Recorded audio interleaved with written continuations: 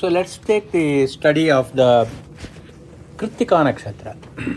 So the reason why we are choosing Krittika Nakshatra is in the olden days, actually, the first nakshatra was Krittika Nakshatra in Jyotisha. Now, if you look at any of the Panchangas, any of the almanacs, it starts from Ashwini, Bharani, Kritika. Kritika has been moved to the third number.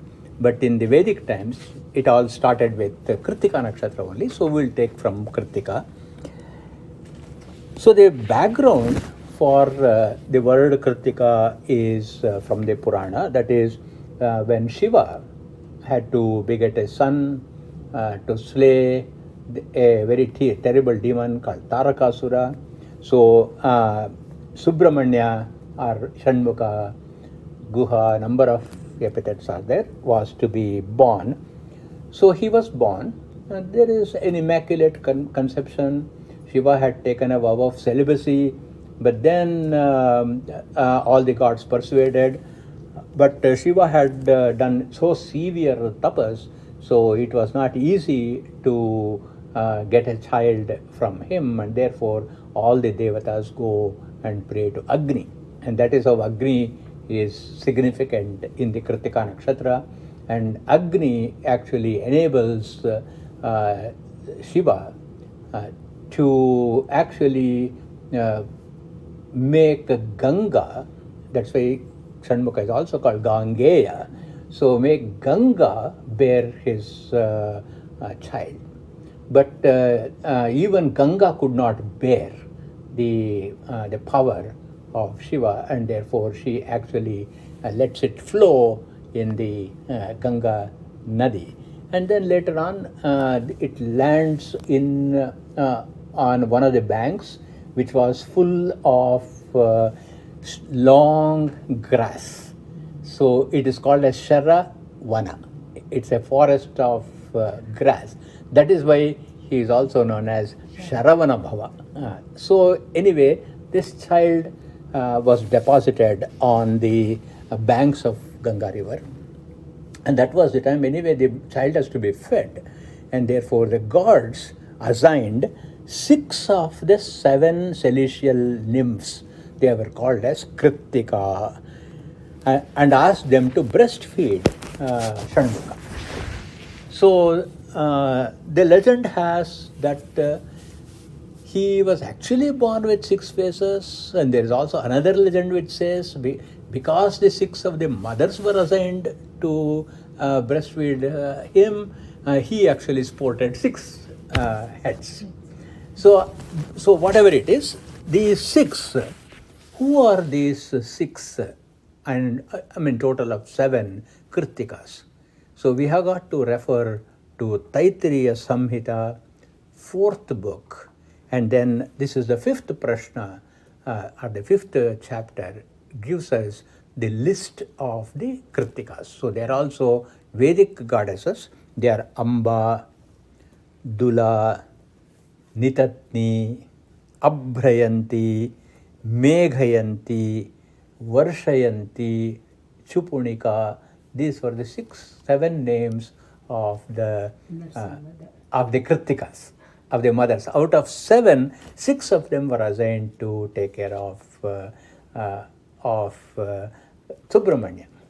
So why did I mention these names? It is not just for the sake of statistical reasons I mentioned this name, because in the Udaka Shanti mantra, towards the later part of Udaka Shanti mantras, actually we are going to offer oblations where we say Amba Yaswaha, Dula Yaswaha, Nitatne Swaha, Bhrayanti Swaha. Those mantras are going to come in the Udaka Shanti mantras towards the end. So when we get there, you must be able to relate this, that they are the 7 Krittikas, who out of which 6 of them became who gave milk to Shanmukha, and that's why he was also called as Shanmatura. That means one who has got 6 mothers. So these are all the various names for Shiva. And this child, because of this nourishment from these 6 mothers also came to be called as Karthikeya. That is, Krittika is Karthikeya because they were fed by the Krittikas. So, a little more detail, if you want to see more detail of the whole drama of how he was born, you go to Srimad Ramayana, Balakanda. There is the 37th chapter of Ramayana Balakanda, has got the whole story of how Karthikeya was born. So you can refer to that. So this child who had 6 faces, and as soon as the mothers gave them milk, immediately he becomes an adolescent. So that's another immaculate quality, that is within almost minutes, this infant grows into an adolescent, and therefore he also got the name Kumara. So because anyone who is fed by the mother and instantly becomes a adolescent, what it means is the nourishment of Vidya, when the knowledge is imparted to a completely innocent person who has no clue about the Shastra, how long does it take for the person to mature into the knowledge of Shastra? In no time, instantaneously.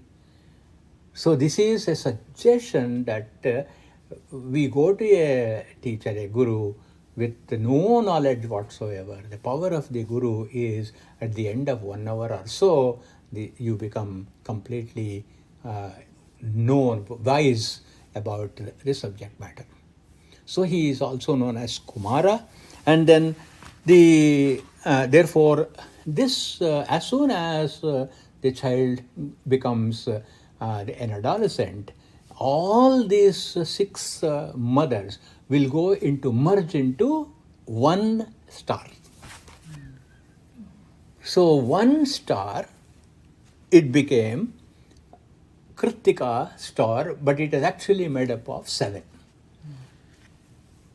So Kumara, the reason why he became an adolescent and very powerful, it is because he also had to become the chieftain or the commander-in-chief of the divine army. So he is also called as Devasenapati.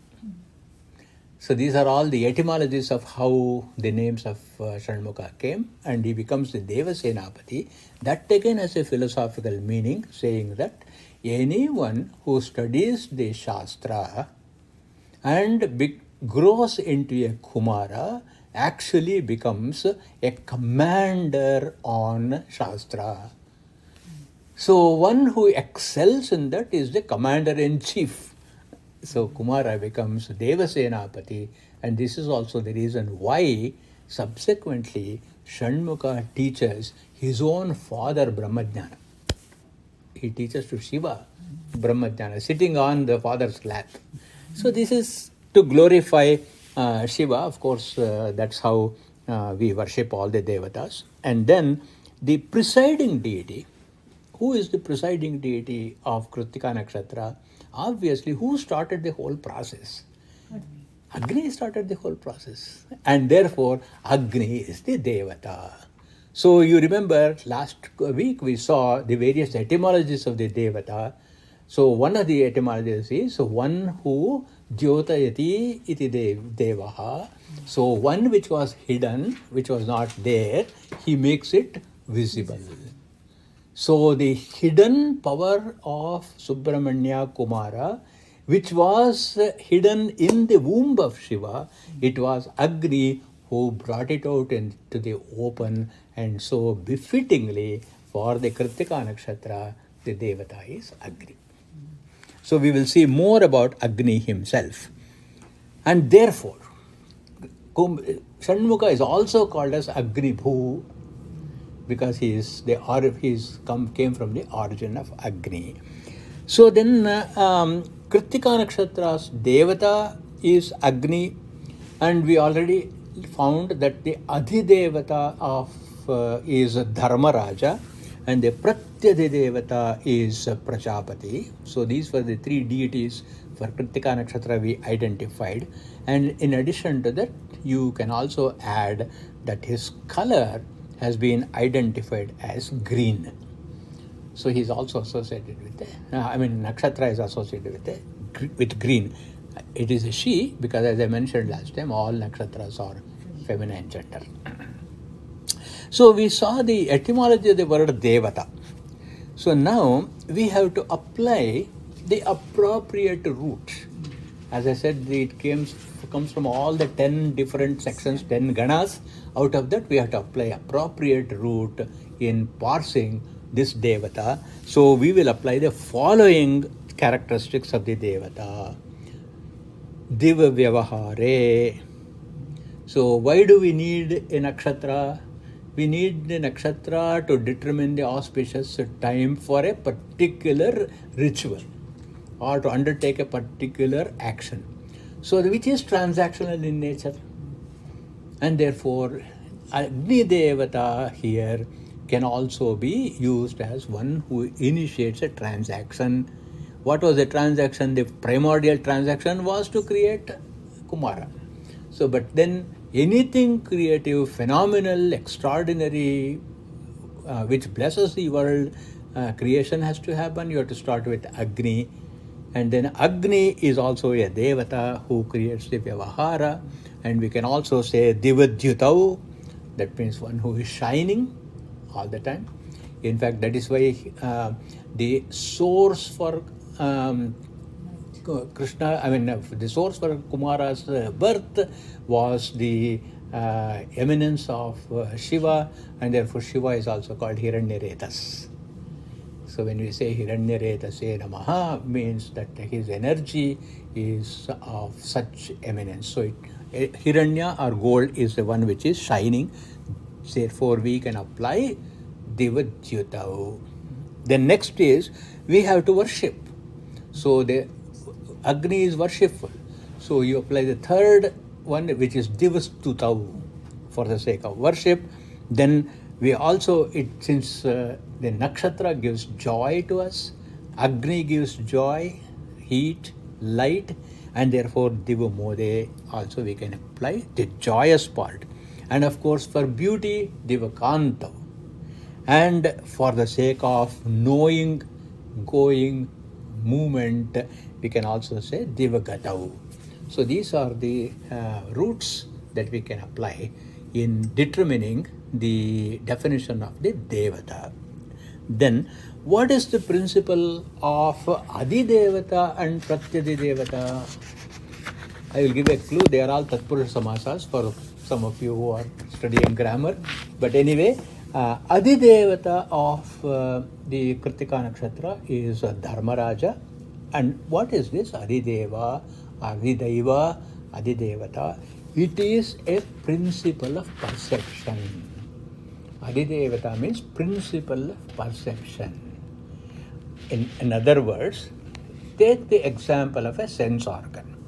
So we have the eye. What is the principle of perception behind the eye? We have seen in Lagunyasa, it is Surya. Suryo me chakshushishritaha. So Surya is the shining principle which makes the eye see. In other words, the Adidevata of the eye is this Surya. Adidevata of the nose is Ashwini Devatas. The Adidevata of the Dik is our ear. Disho me shrotre shrita. So therefore, whenever there is a perception principle, something that helps us in understanding things is called as the Adidevata. So this whole creation of Kumara, again going back to the story, what was the purpose? The purpose was to establish dharma. And therefore, obviously, what is the perception principle in the creation of the of Agni? It is for the sake of establishing dharma, and therefore, appropriately, Dharmaraja is the Adidevata principle. Then we have the Pratyadi Devata. We'll come to Pratyadi Devata in a minute. So when you look at Devata, Adidevata, Pratyadi Devata, and map that to Adibhuta, Adidaiva, and Adhyatma, the three sources of perception, it is Adidebhuta is Jneya, that which is to be known. So Krittika Nakshatra in the sky is Jneyam. It's Adibhuta, to be known. This Adibhuta, to be known, has got to have a Jnata or a principle of knowing. This principle of knowing is called Adidaiva. Then we have got a effort or the Jnana Sadhana. The means of knowing is called Adhyatma. So the means of knowing, the Adidevata, who is Dharma, of the Devata, who is Agni, as shining through Krittika Nakshatra, is possible only through the Adhyatma or Jnana Sadhana, and that Jnana Sadhana is creation, and the Lord of creation is Prajapati. So it is not just that the rishis have assigned these devatas randomly. It is highly structured and scientific, logical in assigning these names. So for this one nakshatra, I will give elaborate example. The same principle you apply to all the nakshatras. So you can see that this is also glorified even in our epics. So for example, Bharata, he goes to Rama and asks for padukas. And he coronates the padukas of Sri Rama. And then even though Bharata is ruling the kingdom, in whose name is it being ruled? It is ruled in the name of Rama, in the paduka of Rama. But if we don't understand this Adidaiva principle, we will never be able to understand the importance of the epic, because they will only say this is all, glorification, exaggeration, this is all fantasy. But now when you look at the Adidevata principle, what does he say in Ramayana? Valmiki Maharshi actually reports it. Yayache paduke paschat kartum rajya adhidevate. Yayache paduka. Bharata begged for the padukas of Sri Rama. Paschat kartum, as soon as he goes back to the capital, to do rajya adhidevate. So the padukas become the symbol of Adidevata. So therefore, this is also a very important thing. We have got symbols such as the murtis that we worship. Those murtis, we should not think they are iconic and we are idol worshipping. They are actually the Adidevatas represented by those entities. So though Bharata actually ruled Kosala, but he does it in the name of Sri Rama. That means the governing principle of the nation is symbolized by padukas. So when you go to a temple and you stand before the murti, that Narayana Murti is the governing principle behind creation. You stand before Sri Krishna, it is the governing principle behind Bhagavad Gita. You stand before Sri Rama, it is the governing principle behind Maryada of conduct. So this is how one has to meditate. And so the etymology of Adideva is Adhikrito Devaha Yena Guna Atishayat. That's the etymology. Adhikrito Devaha Yena Guna Atishayat. Guna Atishayat, by means of a absolutely visible characteristic. See, guna is already there. When does a guna become atishaya? When it is visible, when it is perceptible.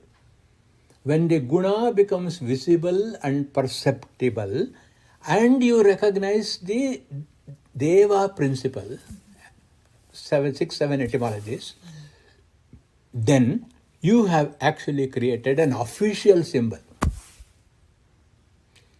Recognizable official symbol. So, therefore, we also have, suppose we use the word adhidevata, prefixed with kshetra adhidevata. The whole of Varanasi, Kashi, is symbolized by the kshetra adhidevata Vishwanatha. And the various kingdoms were also having an adhidevata, a rajyadidevata. The Mysore kingdom had Chamundeshwari as the rajyadidevata. Hoysala and then the Chalukya and other kings had Bhuvaneshwari as the adhidevata. So Rajyadidevata is there, Kshetradidevata is there, Nakshatradidevata is there, Vidyadidevata is also there. Vidyadidevata is Saraswati. So what is the Pratyadidevata now? Pratyadidevata means it is a tutelary deity, an assistant, if you may, who protects and then make sure that the adhidevata and the devata do not lose their luster. So therefore, pratyadidevatas stand nearby, and therefore Prajapati, the creator, will make sure that the quality of dharma and the heat and the light and capable of Agni never fails. Is that not true? From the time of creation, has Agni lost its ability to burn? Why? Because what is our everyday experience? For everything there is entropy, right? Why is it has not happened to Agni? It is because of this Pratyadidevata, the creator Prajapati, creation, let us say, Prajapati, making sure that the power of the Devata and Adhidevata never perishes.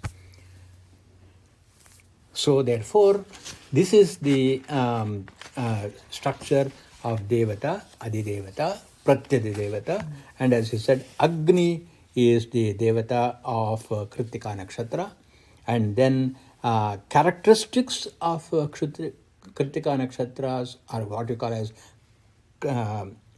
Krittika Nakshatra Punja. The whole group of 7 entities of the Krittika Nakshatra is the subject matter of the mantra itself. That's why you see the plural number there. Agnirna patu Kritika. So the actual meaning of the mantra of the Krittika Nakshatra we'll see next week.